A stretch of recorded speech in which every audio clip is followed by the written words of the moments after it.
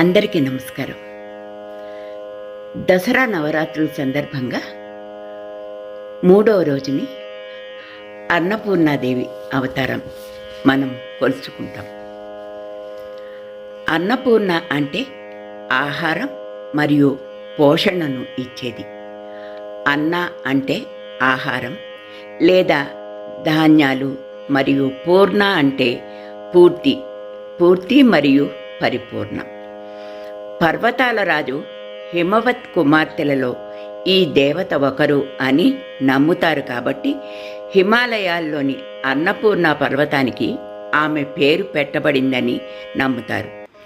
అన్నపూర్ణ సహస్రనామాలు 108 నామాలను పారాయణం చేయడం ద్వారా పూజించబడుతుంది. ఉపనిషత్తుల్లో చిన్న ఉపనిషత్తుగా పరిగణించబడే అన్నపూర్ణ ఉపనిషత్తులో దేవతా జ్ఞానానికి మూలం మరియు ప్రధాన దేవతగా కూడా వర్ణించబడింది. అన్నపూర్ణను ప్రార్థించడం ద్వారా ఋషులు జ్ఞానాన్ని పొందగలరు.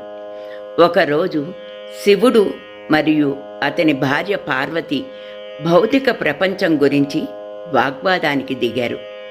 మానవులు తినే ఆహారంతో సహా భౌతికమైనదంతా కేవలం భ్రమ మాత్రమేనని శివుడు చెప్పాడు. ఇది భౌతిక అంశాలను పరిపాలించే పార్వతికి కోపం తెప్పించింది. శివునికి మరియు ప్రపంచానికి తన ప్రాముఖ్యతను చూపించడానికి ఆమె లేకుండా ప్రపంచం ఎలా మనుగడ సాగిస్తుందో చూడాలని చెప్పి అదృశ్యమైంది. పార్వతీదేవి అంతర్ధానంతో లోకానికి ఆహారం కరువు వచ్చింది. శివుని అనుచరులు ఆయనను ఆహారం కోసం వేడుకున్నారు. దేవతలు కూడా ఆహారం కోసం అడుక్కోవలసి వచ్చింది. కానీ ఆహారం దొరకలేదు. చివరగా శివుడు మరియు అతని అనుచరులు భూమిపై ఒకే ఒక వంటగది ఉందని గ్రహించారు. వారణాసి, కాశీనగరంలో ఇప్పటికీ ఆహారం అందుబాటులో ఉంది. శివుడు ఆహారం కోసం కాశీకి వెళ్ళాడు. అతని ఆశ్చర్యానికి అంతులేదు. వంటగది అతని భార్య పార్వతికి చెందినది, కానీ అన్నపూర్ణ రూపంలో ఉంది. ఆమె ఆభరణాలతో తేలికగా అలంకరించబడిన ఖగోళ ఊదా మరియు గోధుమ రంగు వస్త్రాలను ధరించింది. ఆమె సింహాసనంపై కూర్చుని ఆకలితో అలమటిస్తున్న దేవుళ్లకు మరియు భూమిపై ఆకలితో ఉన్న నివాసులకు ఆహారం అందించింది మరియు పంపిణీ చేసింది.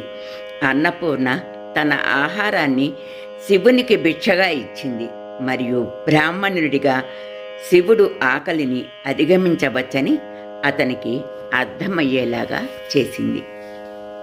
నమస్కారం.